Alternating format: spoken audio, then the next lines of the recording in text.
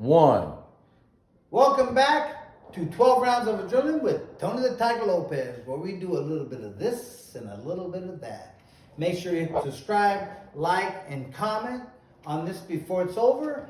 And we're speaking of that, we're here with a comedian that thinks he can fight. Good thing he's a comedian. Yeah. And he's touring now. It's really good. So it's a show that you need to catch. It's the famous Dennis Gaxiola. Thank you. Thank you. Ola. Hey, champ, reminder to subscribe, like, and comment. All right? Well, we want that. Did you do that I already? think I said that. Okay, but I just want to say it's an Memory's honor. not too good. It's an honor to be here. And Tony, you know, I followed you since your wrestling days, and we're good friends. You wrestled, right? I'm a boxer. Bro, I was in the garage because Tony has his training gear, and I got here early, so I went out and hit the bag, you know, just to knock off some rust. And the bag was crying. It said nobody has hit it. The bag was talking. It said nobody has hit it like that. Finally, a man in the house. I didn't say that, bro. The bag. Neither did the bag.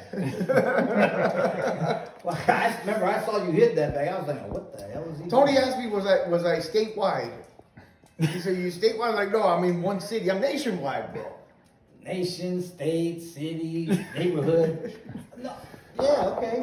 Listen, no, it's good to be here, bro. I'm glad. We talked about Tony starting the podcast a couple years ago. Yeah. You know, I don't know if you remember that. And in the conversation, I told him, I said, talk about the difference between a boxer and a fighter.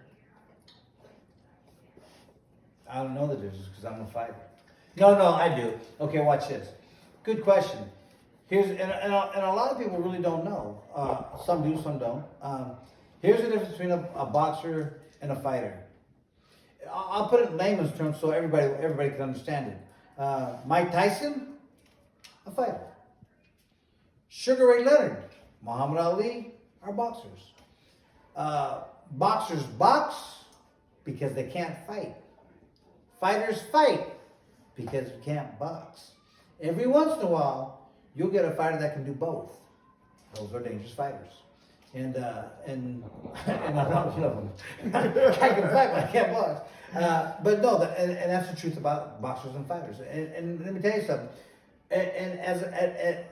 For promoters, when they promote fights, they will not put two boxers in the ring together. I've seen it happen though, where they had the biggest mistake in the world. It's the most boring fight you'll ever see because they think a lot. You know, am I going to move? Am I going to use my jab?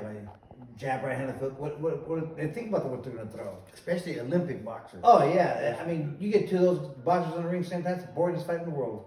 Watch, I'm a fight fan, just like you, and when the bell rings, I want to see someone get knocked out. I do. I want to see someone get hit and hit hard. That's what I want to see about it. It's what I've always wanted to see. You know. Now, if you're fighting a boxer that's much taller than you, like say you were fighting me. Aren't you a little bit shorter than me there, buddy? We always have this argument. Look, I am 5'8" on a good hair day. Tony, you're like what, 5'5", 5'6"? No, I hit like I'm 6'9", but I'm 5'7". All my jokes, I'm glad Tony knows I'm a joke. I tease because if he hit me, because we're supposed to do a celebrity fight one time.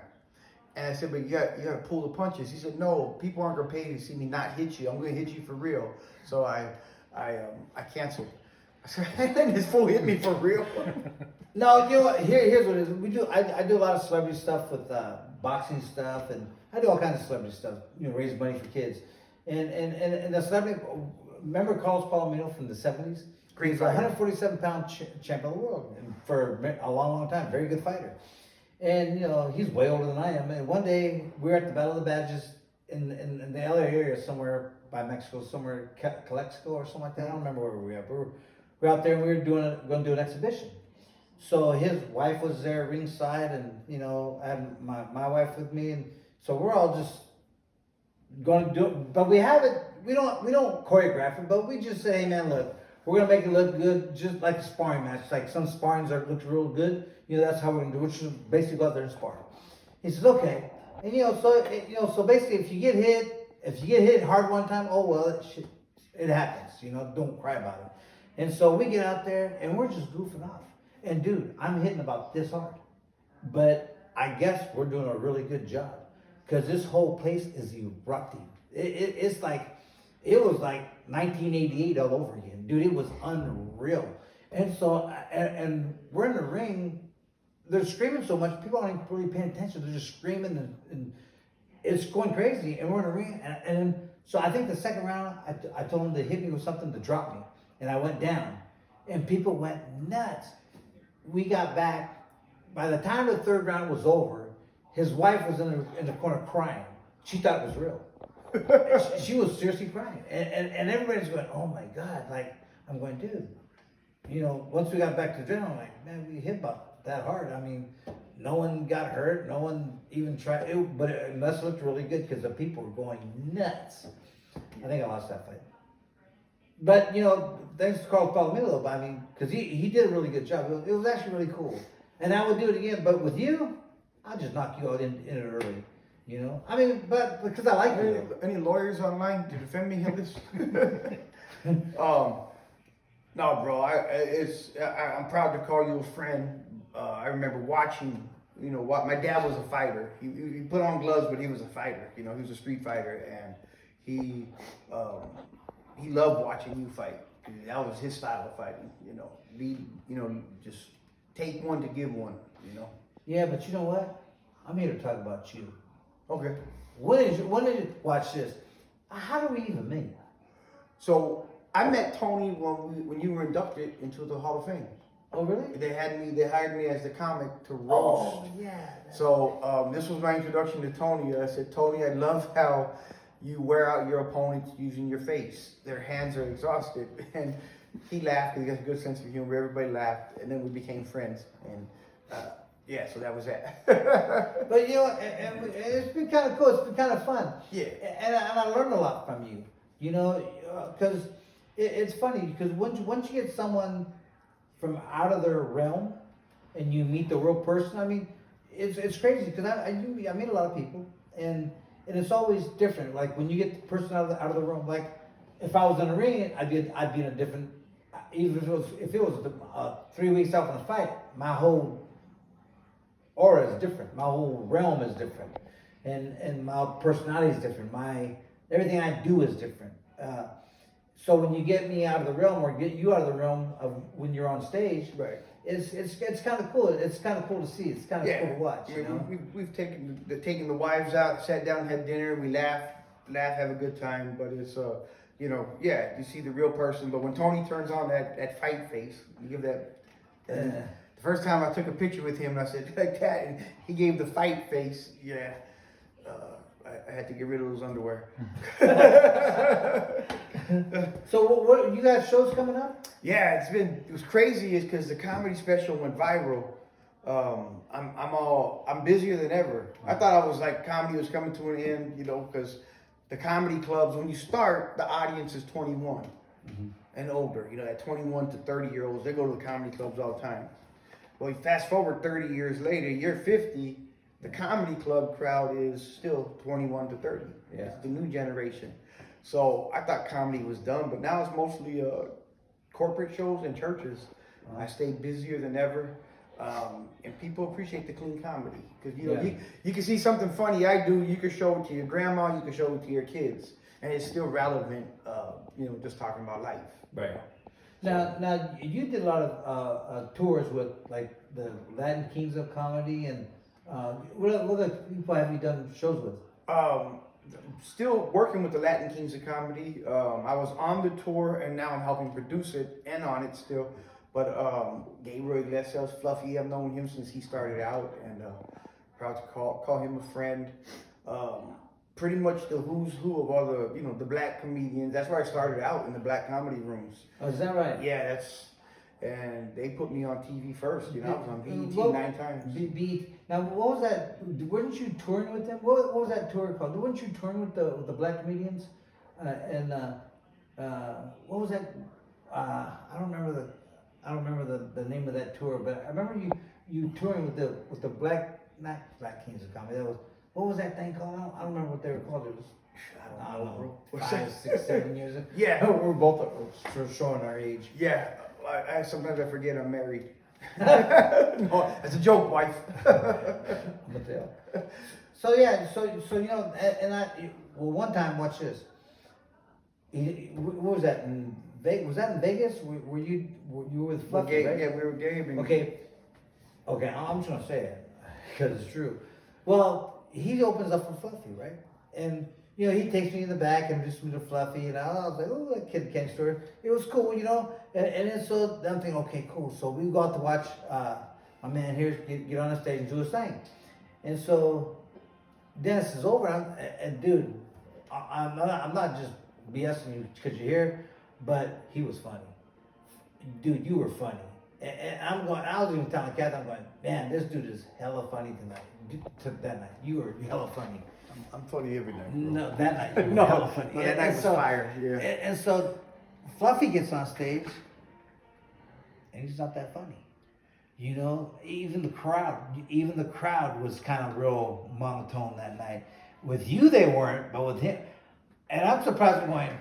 And I told Kat, I go, well, I guess Dennis is off this little room with Fluffy. Look, in defense of Gabe, God love Gabe. That was his first show coming off his hiatus, and so he literally. It's a warm up. Yeah, he literally had canceled his tour. He was going through some personal stuff.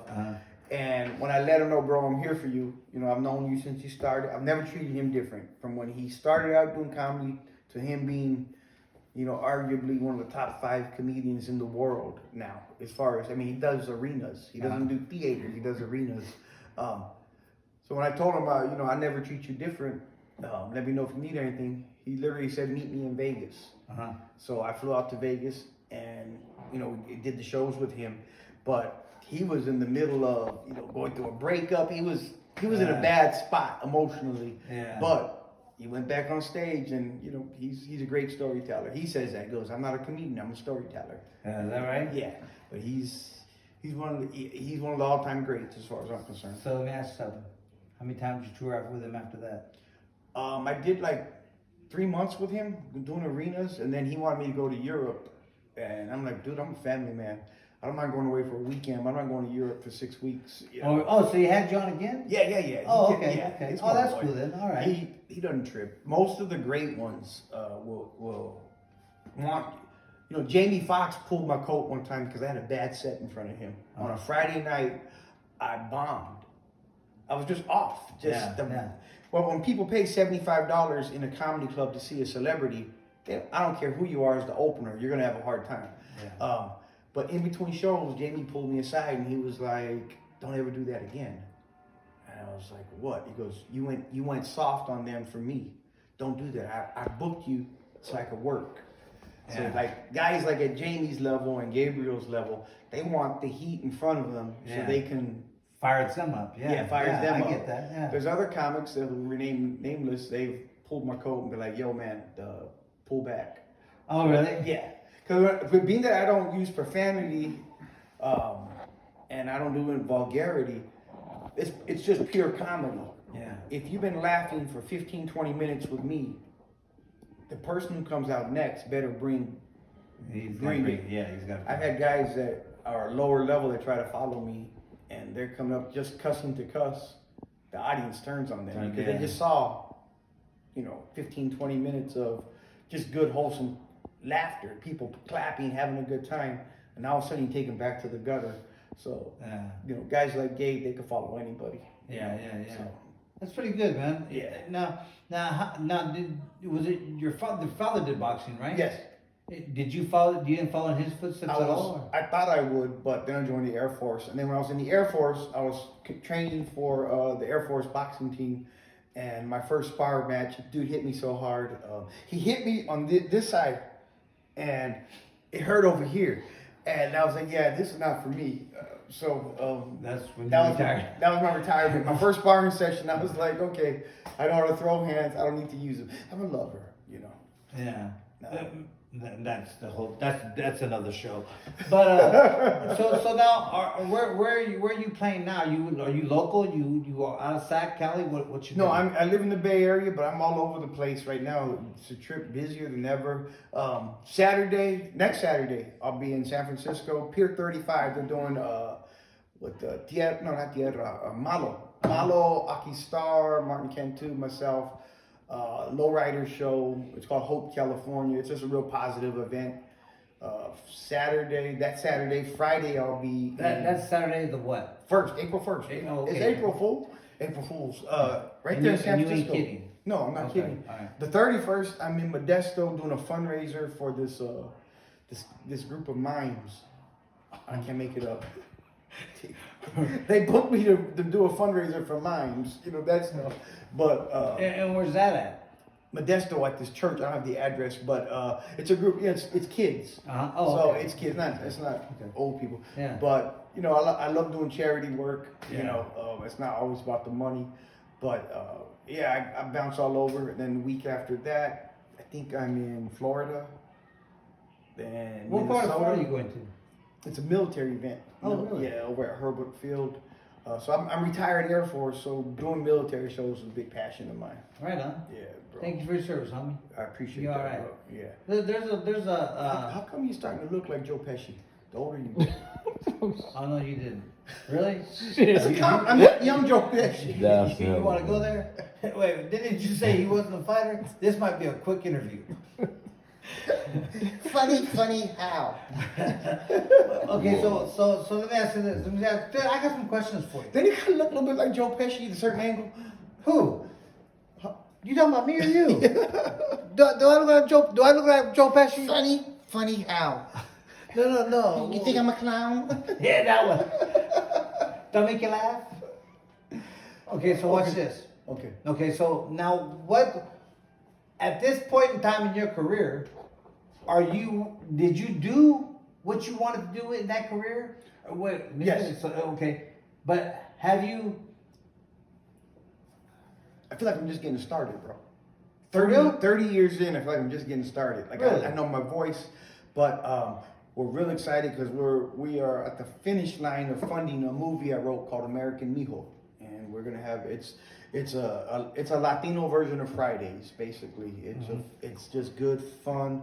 It's gonna be a cast of comedians, and it's been a 5-year search for the money because people wanted to buy it off me, but I didn't want to sell it because I'd get a little bit of money and Yeah. then they would make millions. Yeah. So we're gonna finally fund it, shoot it as an independent film, and I think it's gonna be the funniest Latino comedy for a big screen movie that's Really? ever been written. It's about time. Yeah. I think, especially here in California, we're pretty much a majority, but we're in last place. You know Yeah. what? And I say that I've been on Facebook. I go on Facebook every once in a while. Not as much as I used to. I get every once in a while, and it kind of ticks me off because I'm watching TV, and it ticks me off because we're pretty much a majority here in California. How many Mexicans do you really see on TV? How many Mexicans are really on the radio? How many Mexicans are really doing much of anything? But they'll use a white guy, and that's okay, unless you're Mexican, but they'll use a white guy for a Mexican role in a movie. I'm going, I'll be right next door to Mexico. I mean, why would you need a white guy? We're right. We have more Mexicans than you shake a stick at. We don't have a voice in Hollywood. We don't have a We voice. don't have a voice politically. anywhere. And it's like, how does the alphabet group, that's what I call it, LG, I don't know all the letters for them, they get more attention and they're 1%. Yeah. We're 22% of the country, Yeah. and we get no attention because Yeah. we don't have anybody. We don't march, and we don't get petty. I think the difference between us and other cultures is that if one of ours messes up, jumps out of a car and points a gun at a cop, or fights with the cop and gets dropped, we're like, stupid. What was he doing? Yeah. But as far as we do need to organize and say, you know what, Coke, Coca-Cola, we've supported you all these years. Where's our sponsorships? Yeah. Chevy, we've always been down with you. Where's our sponsorships? We want money to put our people on the big screen or on TV shows, And then the celebrities that are in need to pull other ones up, not have that That's crab right. barrel mentality. You know, I'm glad George Lopez has another sitcom. But George, when he had his talk show, a big gig for a comedian is a writing gig on a late night show. George had a Puerto Rican cat out of New York on staff, and he had one Mexican on staff. Everybody else was white and black. There was more white and black writers on his show than Latino. And it's like, man, all the comics that he could have helped take to another level. Yeah. If you get a writing credit on your resume, that leads to more gigs. Right. And I'm not talking about stand-up. I'm talking about where the real money is. Right. Being a creator on a sitcom or on a movie. Mm-hmm. So instead of me trying to make my own way and Joey Medina. Joey Medina is a stand-up comic. He was on the Latin Kings tour. But Joey, he has one independent film that has over 100 awards. Wow. For small films. Joey deserves a break. So he could do a major film, you know. Right. So, yeah, entertainment, we got to pull together politically for entertainment, you know. Yeah, you know, like even here, you know, I think politically we need to do something because we don't do anything. You know, well, watch, if you're here, if you're in LA, they're all over the place. But what, 90% of everybody in LA is messing? I mean, come on. But anywhere else in California, we don't do much. Yep. You know, I ran for mayor a few years ago, and I got everybody said, "Oh, I don't vote for you." I went, "Okay, hey, throw me a few bucks, man." Oh well, you know, I really can't right now. But when it comes to me, hey Tony, come over here and support. I always did. I'm that guy that if I see someone selling a little CD on the corner, and he's a homie, I'm gonna buy it. Whether I listen to it or not, I'm gonna buy it. You know, there's some I bought and I liked, there's some I bought and didn't like. There's some I bought I probably didn't listen to because I have a million CDs, and I really didn't listen to it. So, but I bought it, I supported it. You know, and that's what we need to be more like. You know. Tony and his beautiful wife, they legitimately support. If I let Tony know I'm going to be here in Sacramento, I guarantee you, he'll call back and say, hey, how many tickets can I get? And he'll bring a table full of friends to come support the event. So no, I know you're like that for real. Yeah, you know, I think that's where we lack. Instead of pushing each other up, we pull each other down. You know. Yeah. I was just one time in 1980. This might have been 89. And I went to the college. I was at Sac State's right, and they have a college bar over there. And at the time, someone said, "Hey, let's go to the college bar." Okay, let's go. You know, what do I know? Okay, let's go. So I went to college. I'm at this college bar, and we're having a good time. All of a sudden, this cholo dude comes on and he goes, "Hey man, we're talking for a second." He goes, he tries to act a little tough, you know, and he goes, "Hey, you want to come outside? Don't invite me to a party. Okay, let's go." You know, so I'm going out with him. We walk out, and 3 more of them walk out with me, out with him, you know. And then he goes, "Hey man, you think you're bad, huh?" I'm looking at him like, "Huh?" Like, and he goes, "Hey, you think you're really bad, huh? Just because you're a boxer and you think you're bad, huh?" And I go, "Kinda, I kinda am." I go, "I can fight, fool. That's what I do. Yeah, I am bad. Yeah, why?" You know. And then little did he know, I had my bouncer. Remember Big Will was my bouncer back then, and he was behind them. Didn't even see him. And Big Will was big. He's a big boy, and so I saw, you know, Big Will looks at me, and I looked at him. I said, I just motioned to step to behind the one guy, and they both, well, you know, they all turned around and looked at Big Will, and I go, "What's now?" I go, "So the fight's a little bit more even now, huh?" I go, "What are we gonna do?" "Oh man, you know," I go, "Man," I go, "You know, so it's kind of sad." I go, "Instead of coming out and saying, hey, congratulations," or something, or you know, or anything positive, you come out with this bullshit, man. That's sorry, dude. I would never do that.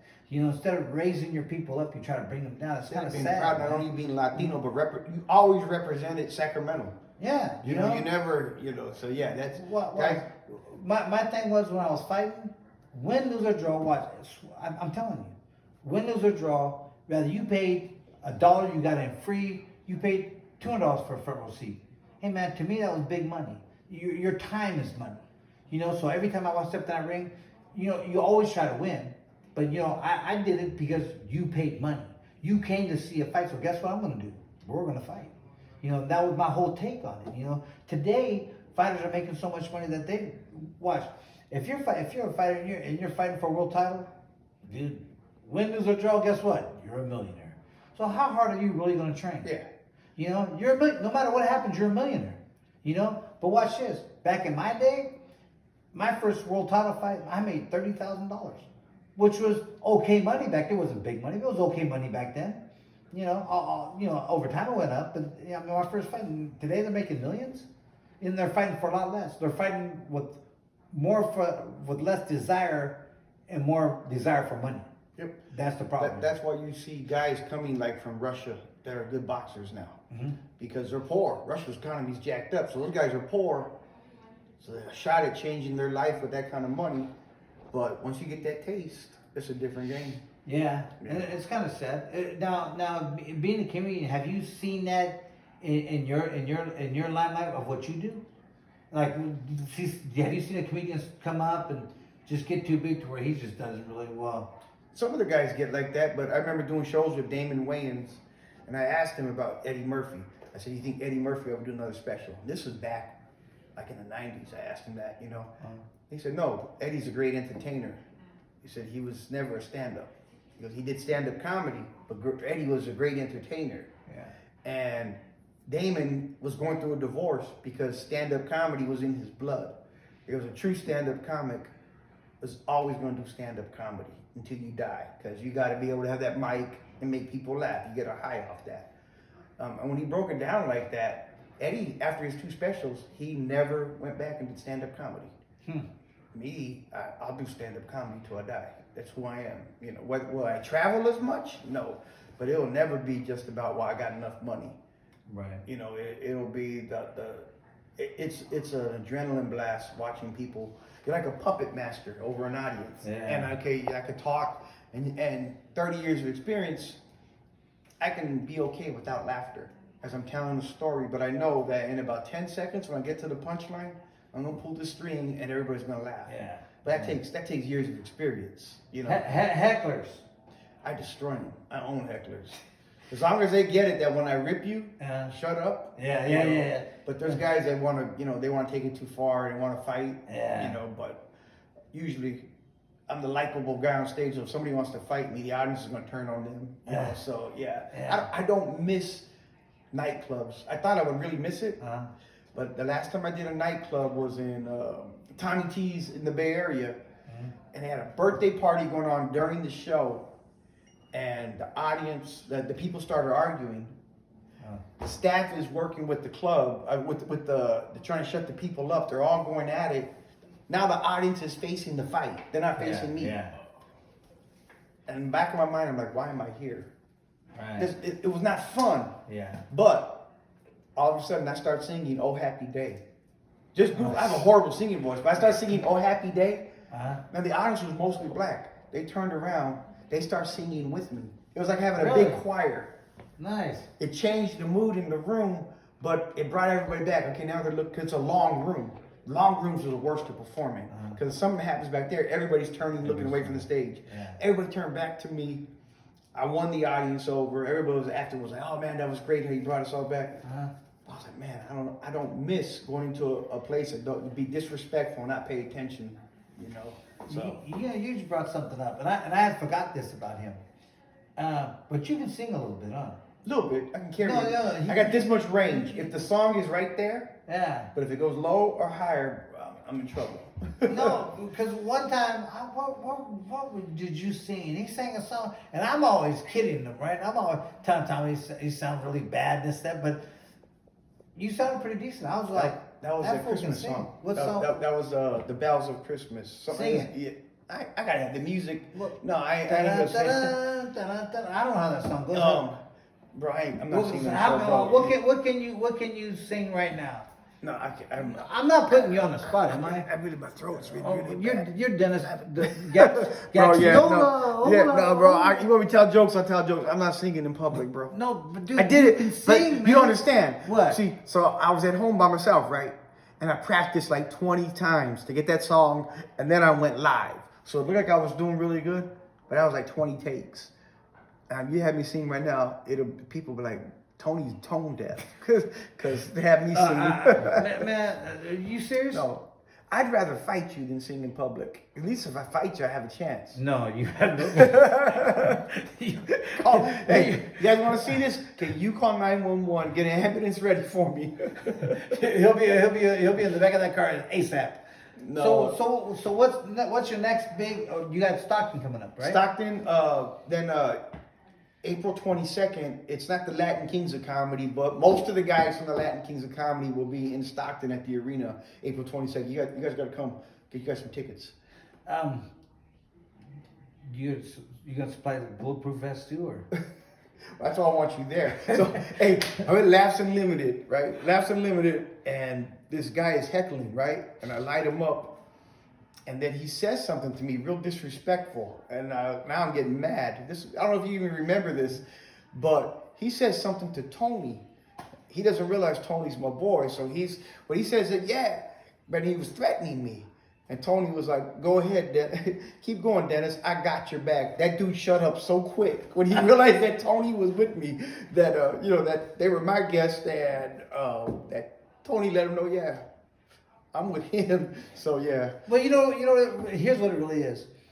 Like I tell everybody, I'm not the baddest man in the world. I'm not even the baddest man on this block. I'm not even the baddest man probably within a 5-house radius of my house. But you know what?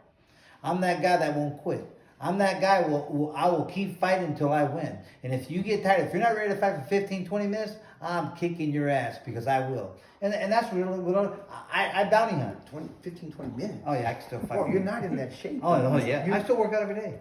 I run every day. The bag is so hard. It's like, I mean, I could barely dent it like 5-6 inches with my left. Well, that's because you can't punch, dude. No, but that bag is not being hit. That bag is soft, bro. That bag has not been hit. No, yeah, it was soft. It didn't hurt my hands. Bro, you can't go 15, 20 minutes anymore. Oh, no, yeah, I can. I still do. You think you go that long? Want to make bets? No, because last time I bet against him. You know what? Last time I bet against him, I lost. Here's what we should do. Here's what we should do. Here's what I'll do. Let's me and you put up some 20-ounce gloves. On the next fight they have here in Sacramento, we'll charge an extra $5 on the ticket. Right? Me and you'll do an extra 3-round exhibition, and then 3 1-minute rounds. No, three. Bro, 3-minute rounds. my legs know my age. Okay. Okay, so 3 1-minute rounds, because you're old, and so we'll do 3 1-minute rounds, and all the proceeds of that extra $5 will go to. Well, when I kick your butt, it'll go to one of my things. Charities you support? Charities that I support. Okay. And if you that means it'll go to one of yours. If I land a punch, if you land the punch in the first round, I'll let you have it. So comedian Preacher Lawson is into MMA. So now I was on tour with him, and I'm telling him how, my dad taught me how to throw. So we put on the MMA gear, right? He had headgear for me, so he wouldn't hurt me. He's like, I'm only gonna do body shots. So he wanted to work on defense. Every time I went to throw a punch, he would hit my elbow.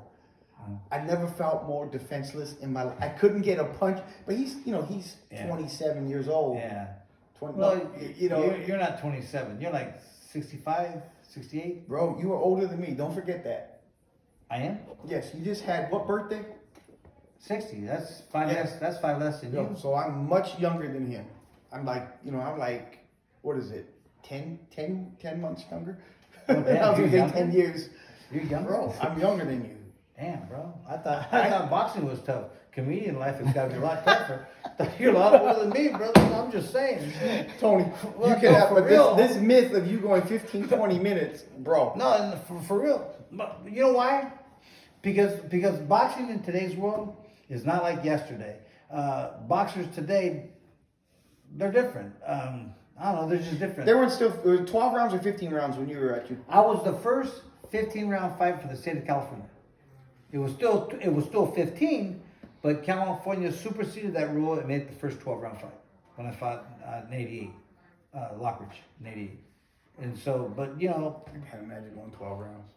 Yeah, well, you know what it is you train for like 18, 20, because you go in there, you spar 18, 20 rounds almost every day. Some days you'll do 12. Most days you're doing 15 up. And then after a while, plus you still got to jump rope, shadow box, work on some of the stuff that you messed up You on. fought at 135, right? 130. 130? I started at 130. Okay. So 130, 30 years ago. Uh-huh. 30 years later, you're fighting at what? 180. 210? 215? Well, no, just these are like 210, but it's only 180. You're not 180, bro. I'm 170. Okay, well, honestly, I'm between 170 right now. 182 to 185 max. I work out every day, homie. Bro, where's the scale? Get the scale. You have a scale? Yeah. The regular scale, not the other. That's a different podcast. Not the other kind of scale. The regular. Wow. Well, what do you weigh? 170. Probably 169 in the morning. Okay. I'm under 170 now. You're not on the stage right now telling jokes. I mean, I'm down to 170. There's 70. The rest is 100. What do you mean? I was up to 200 and I felt miserable, so I had to get down. So I'm Really? down. I'm at a height. I'm at a weight appropriate for my height. No, you're not, bro. For you to be at the right weight right now, you would have to be 6'3". Weight appropriate. you would have to be a 6'3". Dude, for real? Wait. We're sitting here. Your stomach is overlapping. You have lost weight though. You were. Don't try to get nice. you have because Kathy's almost home. So No, I'm down. I'm under 170. First time since I retired from the Air Force. I'm under 170. Really? Yeah. Been working out. You could never box. I'm just saying. I'm being real. 170. Not at this weight. You have. I told you. No. I told you if we could do this celebrity boxing match if you get under 170. I'm not fighting you at 180. Why? We got big old 20-ounce gloves on. I'm not gonna hit you hard. I hit you harder than I hit my kid. If you guys want us to do a celebrity fight, just hit in the comments and I'll take it up. I got to get a clearance. Cause you know I got arthritis now, right? And I got. So do I. I got. Oh, you know it's good. Oh, okay. Watch this. I'm gonna help you. I'm going Fred Sanford on him. I got. I'm gonna help you. I'm gonna help everybody right now.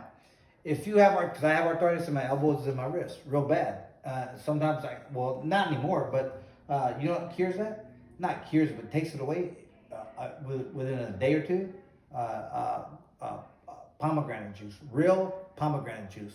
If you have arthritis, start drinking one 8-ounce glass a day of real pomegranate juice. I promise you, it'll go away. But you know what I do with my pom juice? I had a Coke when we went to eat before this. I had a Coke because we were at Taqueria and I had a Hecho de Mexico Coke. But other than that, I don't drink soda. And I do like the sparkling water, whether it's bubbly or aha or just plain sparkling water, and I put the palm juice in there. It tastes like punch. It takes away the tartness. Really? But I do that 2-3 times a day, and I get my palm juice in. It does help joint pain. Yep. And if you got gout, you know what's good for gout? Real cherry juice. Yeah. Watch, I have both. And my elbows and my wrist for the arthritis, real bad, and then in my chest too, and in my toes I have a gout, and I looked up. I don't like taking pills or nothing like that. Does your face hurt? No, yours is killing me. Ching chong jokes. But Tony, you're not 180 right now. No, I am. Okay. Well, I've been working out, so thank you. I mean, I appreciate it, but yeah. And right now, I'm probably benching. I do dumbbells. Okay, so if you were fighting today, you'd probably fight I'm saying if you were young today. Oh, I'd fight at probably about 147, 40 to 47. So you would take out Davis and Garcia. Mm-hmm. Garcia got a mean hook. But mean hook don't mean shit if you can't hit nobody. This is part of the problem with today's fighters. Watch this. Ryan Garcia. Rocky Lockridge was one of the best. It was the baddest. One of the baddest. There was two of them. One of the baddest fighters out there of his time. I could have took on a lesser one, but why? If I can't beat Lockridge, why would I want to win that? Because if I beat him, then I can beat him. Come back and beat him, and that was my goal. There was two fighters. Rocky Larkridge and Azuma Nelson. I remember Zuma. And Azuma was a bad dude, man. And watch this. I'm not saying I was going to win. I'm not saying that. In my heart and mind, I know I'm gonna win. But in reality, shit, he's a bad dude, man. I don't know. But we're gonna fight to find out. And so I really wanted that fight right after the first Lockridge fight. But you had the contracts, and he had the first rematch fight, which had to happen. And then by the time I got done with all the stuff I had on my contracts to do, he retired. Zuma Nelson retired. I never got a chance to fight him. So if this ever reaches a Zuma Nelson, man, I really wanted to fight him. I really did. I really wanted to fight you. It was time, and it just never happened. But I'm not saying I would win. Azuma? I'm just saying, call him up. But, we can do a celebrity match, and I'd do it. Because there's a few things out there that didn't styles make fights. Right. His style was. Boy, his style and my style was just head up and let's go to war. Fight. Yeah, I really missed out. From the Latino greats, I want this on camera. From the Latino greats, right before and right after you, say from Duran up to the 2000s. Who do you think would have been a great fight with you? Was Duran too big for you? Yeah, he was too heavy. By the time I was coming, he was already way past me. Yeah, he was at the 150, yeah, 160 something. Yeah. Yeah. They were way past me. In that division, I think it was Molina was tough. And I had 3 fights with Molina, and he was actually tough. I think I fought Chavez, and I fought him in Mexico, and I expected. Watch, I would never say nothing bad against him like that, and I think because he's a good fighter, he's a great fighter. But I just don't think that he hit. I was expecting a lot more out of his punching power. That first round when I went out there, we fought in Mexico. That first round, I remember that going out to that first round, I was ready, dude. I was so ready, and I was ready for him to go bam and just feel it, and like, just get over with, just hit me. Then I never got it. Julio, not me. Well, no. I said like this, not like this. There's a difference. But okay, watch this. You said you followed some of the bigger guys on your shows and stuff, right? Yeah. Now, it's got to be the same type of thrill, same type of. You have the same mentality. But one day, I'm gonna get that, right? So right. When you say I'm gonna get that, who was that? I joked around that I would have a special and that my friends would open for me, and then and these guys were already headlining and I was the opener. One day you guys would open for me, and when that happened, it was just a local show, but I was like, wow, because it's not about who's funnier, about who gets the breaks, right? Right. And I've gotten the breaks, and my special went viral, so now the guys are the guys my age, you either made it to the A-list or you're done doing comedy. Yeah. There's no benefits doing comedy. It worked out because I had military, my military pension and everything, so I'm able to gig. But all those guys, they're done doing stand-up. It's like I tease them when we get together. It's like, I'm still in the game, guys, and you're done. Yeah. But, working with, I never thought I would, become friends and tour with Paul Rodriguez, because when I was a kid, Paul was the only Latino comic on TV after Freddie Prinze died. Freddie Prinze overdosed. I remember that. Yeah. Oh my God. Freddie Prinze Sr. overdosed, and then there was none of us were on TV. And then Paul came along, and then all these years later to get to know him and work with him. And I'll give Paul this much: Paul's only flaw is if he's in a room like with the 4 of us right here. Hey, I'm gonna get you on the show. Hey, I'm gonna get you on the show. Hey, I'm gonna get you on the show. And then when the show comes, he's gonna take one of us. Then the 3 other guys are like, oh, he lied. Yeah. He didn't lie. His heart's so big. Yeah. He's always trying to help people. He's a BSer like a lot of guys, but he tries to help everybody. And Paul has opened more doors for Latino comics than anyone else. Next to Gabe. Gabe has his group of guys. Yeah, he's always taking comics on the road. George has never done that. Mm-hmm. So, proud of George because he represents us, but as far as opening doors and pulling people up, it's a shame he's never caught that, that vision to say, I got to bring my people. So, right. But, the fights are different today. If I turn the TV on, there's a fight, I'll watch it. But back in the I mean, I'm the same age as you. So back in the 70s, man, to be able to turn TV on, and see, Thriller in Manila was on Wide World of Sports. Yeah. I mean, it's one of the great fights in the history of boxing. That you turn TV on, and it was like 5 o'clock Saturday, Wide World of Sports, the thrill of victory, the agony of defeat, Howard Cosell, we're from Manila, that type of thing. Now and then, so I think I saw boxing at one of the greats, and then we saw boxing fall off. One of the eras, This era we're like in a cold era for boxing right now. I still talk to some of the older guys like Daniel and Lopez and One of my favorites. You know Danny was a beautiful boxer. He was a boxer, but he had a brawler side of him. He was that combination you talked about. Yeah, you know what? He's watch this. He was a featherweight, right? Yeah. And my dad used to love him. And so I remember Friday night fights, the Schlitz fights and all that stuff when I was a kid. And my dad used to always watch him. And then, but in order for him to get going, you had to drop him. Yep. If you never dropped him, he never started fighting. It's like Larry Holmes. Yeah. You could go 12 rounds with Larry Holmes until you hit it. But if you hit him or hurt him, Larry became a different fighter. Yeah. He'd knock you out. Yeah. That was like Daniel Lopez. If you drop him, he'd knock you out. But if you didn't drop him, you can beat him. The one that we got robbed on that would have went on to be an all-time great, I think, is Salvador Sanchez. Yeah. Speeding in a Porsche. I'll never forget that in Mexico and Iraq. But that guy was tall. He had a bullet for a jab. But he could fight. He was great.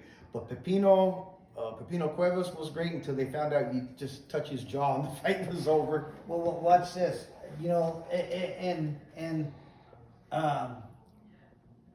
Boxing it's always going to be what it's always going to be out. How do I say this without offending people? Because it's true. Every nationality, and I really don't care. I'm not saying every single fighter and every single majority of each nationality has certain things that they're good at and what can hurt them. Because I've been boxing my whole life, and back then, you had to know how to fight a Mexican. You had to know how to fight a white guy, a Chinese guy, a black guy. You had to know how to fight these guys. Because if you didn't practice it, they'd tear you apart. But that's how it was back then. You don't fight a Mexican the same way you fight a white guy or a black guy or vice versa. In all three ways, there was different types of fighting that you did, because it seems like, and it does. It seems like every nationality had that little, maybe different ones, but everybody was missing something here, something there. They're all missing something, but we were so focused in on as kids that we found it, and it's true. Like I don't know, like I tell people all the time, Chinese or Oriental fighters, tougher than nails. Like Mexicans, tougher than nails. I remember Dooku Kim fought till he died. Yeah. He died in the ring. Dooku Kim, you guys remember him? Right. That guy, he never waved the towel. And back then they let you fight. As long as you're saying you could go. Yeah. Oh shit, before me, when they had 15 rounds. I mean, 15 rounds was way too much, especially if you were the one at the wrong end of the punches. But I mean, that was crazy. But I mean, you ever go 15? In the gym. I was a first 13-round fighter. I mean, 12-round fighter. You lost that one. Yeah, I was up by one number first. but you had to find it, bring it up, huh? Just one time. You couldn't let me get through it. The fight's over, Tony. It's 13 round. It's like 13. I came out. That's about right, Governor. I came out. Your favorite? This is your show, but I love. We do this on the phone. We talk fights. Greatest heavyweight. Okay, watch. Speaking from my own personal boxing thing, I think when people say GOAT, it's the greatest of all time for their era. Yeah. It's not the greatest of all time Rocky Marciano or Jake LaMotta or whoever. I don't remember the names they came up with now. Watch. You know why if boxing had one belt for every weight division. Let's say the WBA controlled every weight division, and all the fighters would, you know how many times they'd make a new belt? Every fight that belt would change. I mean, because the competition level, how smarter they're getting, how tougher they are, back then days to today, it would continuously change hands. It wouldn't. People say, I think they ruined it when they put more belts. No, because remember back in the day where there was only WBA and WBC, you know, they had, let's use small numbers. Back in the 70s, there was 100 fighters. Well, in the 90s, there was 1 million fighters. Now, if they still had only those two championship belts would be changing every fight. I mean, you really couldn't keep up, you know. So it's okay to come out with, because there's more people, more fights. They got to have more belts. I mean, now ask me what I think of all these alphabet belts that are coming out from out of nowhere. Get rid of them. You know. Yeah. You know. They've watered it down to the point where Yeah. it's not respected. Right. You know, I have 3 world title belts. Oh, guess what? Did you know I also won an NABO? Did I ever tell you that? I don't think I ever told you, did I? That I won an NABO. No. You know why? It's an alphabet belt. It's a belt, but it's not a world title belt. You know, it's a North American Boxing Organization belt. Okay. But I needed that to get to, because I wanted to win another title bout. That's what got me in the rankings, but I lost, so I didn't get it. But you know, at the end of my career, that's why when I lost, I retired. I quit. I'm done. You know, but that's what got me that up to that next fight. If I would have won that fight, I'd have fought for another world title. You know, but that's why that belt's there. But other than that, you know, no one ever talks about their California state title belt, which happened to be a belt back in the, what was that, 70s and 80s? It happened to be a California state title belt, and they got rid of that, and I don't know why, but that was a good belt to have. But no one ever talks about those. Yeah, I have a California state title belt. I'm a California state champion. Okay, well, nice. Okay, people want to hear about world champions, you know. Yeah. So, and that's really what it is, you know. I think we got ripped off when Don King got in Mike Tyson's head. Because when Mike was fighting with Customado before he died and Kevin Rooney, Mike would have went. He's still one of the all-time greats, but I think he would have, because he was a small heavyweight. Yeah. But his defense is what would get him there. And then with that speed, laying people out, you couldn't see the punchers coming. Then when he just tried to be a brawler, because he was that combo in the beginning, defense with power. When he stopped doing defense, now you're a 220-pound man going against 240-pound men. That's what. You know, watch. You know who I claim is the smartest man in boxing history, and I don't think anybody can argue with it. Buster Douglas. I can argue with that, but go ahead. Let me tell you why first, and then that way you can watch. You'll understand what I'm talking about. Buster Douglas had a few fights, made a little bit of pocket change, nothing real substantial. Got a fight with Mike Tyson, right? What did they pay him? $5 million or something like that?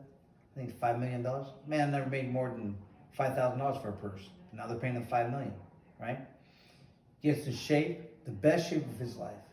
That man lived, for the biggest he was, as tall as he was, as more balanced, he lived good. He really did. He had one shot in hell to make it happen. And guess what? All the stars lined up, and he got it.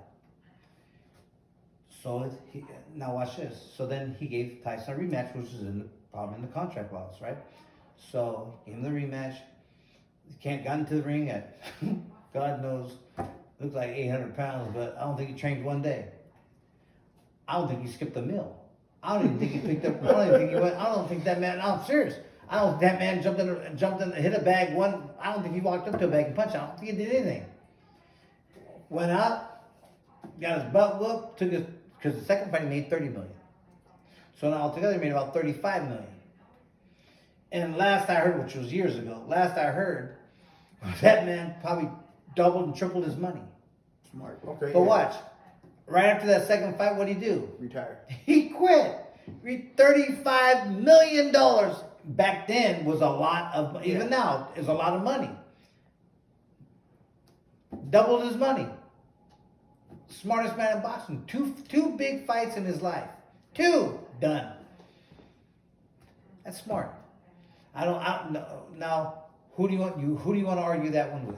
Yeah, you got a good point, because That's there's nothing worse than seeing a champion that ended up, who made millions, and then they got no money because everybody took from them. That's just brutal. well. You know what? Let me tell you something. And watch. Everybody has their things on fighters and promoters and this. Let me be honest with you. And I told you this before. I think Don King I don't think. He was the best promoter. There was 2 actually. One of the best promoters I've ever had in my career. He paid me the most any other promoter would ever pay me. And I got every red cent. There was another good promoter I had when I fought in South Africa. Cedric Kushner was a promoter out in South Africa. Treated me like those 2 times in my career is where I actually really felt like I made it. I'm here. This is what champions live like, And because they're paying you the money. I mean, everything you did with King was first class. There wasn't second class anything. He picked you up in limos, dropped you off in limos. You stayed in suites. I mean, you ate the finest restaurants. You did everything you did. The people it was like a Hollywood premiere. Pictures everywhere. It was awesome. It was an awesome time in my life. And now watch this. I have a story. And I don't think I ever told you this story. But I have a story with Don King. And this is going to be kind of a long story, so I'm going to try to shorten it up a lot. So, Don King was trying to get a hold of me. Gets a hold of my dad one day and says, "Hey, I want to promote Tony's next 5 fights." Dad says, "Okay," because my dad was my manager. He goes, "Okay, send a contract. Well, let's go meet in Vegas. I'm in Vegas. Come meet me out in Vegas. I'll put you up for a week and bring Tony and we can talk about it. One night." And he says, "Okay." So we go down there. We go to Vegas. So we bring John Virgo, who at the time was my boxing attorney. He's a family friend. He's a friend first, but he happens to be a really good attorney, and he helped my brother with his boxing stuff, with all his management stuff like that, and helped me out myself. So John Virgo was our attorney. So we took John down there. It was John, myself, and my dad, and we go down to Vegas, and we're down there for a few days. And one night we go meet with Don King. He says, "Okay, let's talk about what we're going to need to talk about." So we go up there. We go in a nice suite. Tyson's up there. It's crazy. I'm gonna cut out a lot of stuff, but it was crazy. And then, but it was really cool. So we're at this table, and it has to be 5 feet across, maybe 15 feet long. Chairs everywhere, all around this thing. Mike Tyson's in the room buying something, and everybody's talking, and there's fighters there. It was just crazy. Anyways. So we're sitting there talking, and we're ha-ha and hee-hee, and the whole time King's having a good time. We're all just having fun. So then he goes, "Okay." He goes, we're getting down to business, and he goes, he has 5 contracts here and 5 contracts here. And he says, pushes out 5 contracts. He goes, "Okay, Mr. Lopez, I want you for 5 fights. And I'm going to pay you this much money to this much money." He goes, "You put down what you want. I've already signed them. You put down how much you want to make per fight." And I'm thinking, are you for real? That's more money I've ever made in my life. Are you for real? You're talking per fight, each fight? And he goes, "Yeah." He goes, "It's legal. Take it, read it." So when he did that, John Virgo leaned over to grab one. And then, he real fast, he goes, "Whoa!" He starts pulling back 5 of these contracts, the ones he pushed out. And he goes, "Who's that?" I go, "Oh, that's," because I just introduced him as John Virgo. I didn't say my attorney. I go, "That's my attorney, John Virgo." And he goes, "Oh," and slid out these other 5. And I got this stupid grin on my face. I'm going, "What was that?" And we went from he and ha to serious, straight business. And he goes, "Mr. Lopez," he goes, "I see you're a man about your money." He goes, "You know what?" He goes, "You know how many world champions sat in that same damn chair with you with no attorney?" He goes, "Plenty." He goes, "I'm a businessman. I'm in this business to make money." He goes, and so I see so are you. He goes, "And I see you're going to make a lot of money in this business." And so we sat there and talked. But see, what I got out of that whole shebang with him, and it was a lot longer than that. It was a really cool. I learned a lot from him, but what I got out of that is a lot of people don't handle their business because you're a world champion. They think, oh, ain't nobody gonna mess with you, ain't nobody gonna do this. But no, that's when they are gonna do that to you. Yeah. Because when you do have the money, you do have the thing. That's when people come after you. You know, and so and understanding all that, everybody goes, oh man, Don King's no, he's not a thief. Man, use your brain use your brain when you go in to sign a contract. Take an attorney. Can you read a contract? I know I can. So guess what? I brought an attorney. You know, and so it ended up being that we signed the contract. I got every penny I was ever promised. Training expenses, like he said, everything happened like the contract said. And both contracts were straight, legal, and legit. You know, one was different from the other, but they were both straight legal. You know, Wow. It was a crazy thing. But I tell you what, King's a great businessman. So if you go see King and you're gonna fight for King, bring an attorney. Just do your business. Handle your business. You know. See, that's So- why if I'm bringing Don to protect me when I sign to fight. You should bring yourself a casket, brother. You should, because you ain't gonna. I mean, okay. I'll tell you what. Okay, we're gonna wrap it up real quick. If you think he has a chance in hell to come close to even kind of winning a round, That was 3 punches. You saw only one. That was 3. it looked like it was in You just slow- got chin it checked does, on it live looked like TV. it looked like it was in slow motion. You see, it didn't hurt. You know, and they say it's not how much you can give. It's how much can you take. I can't take much. Bro. And you know I can take it, baby. Hey man, it was nice having you on the show, brother. I appreciate Thank you for having brother. me, bro. Thank you, man. I appreciate you. This is Tony the Tiger in 12 Rounds of Drilling with our special guest today, Dennis Gaxiola. Hola. Man, we'll see you soon, buddy. Peace. Take it easy.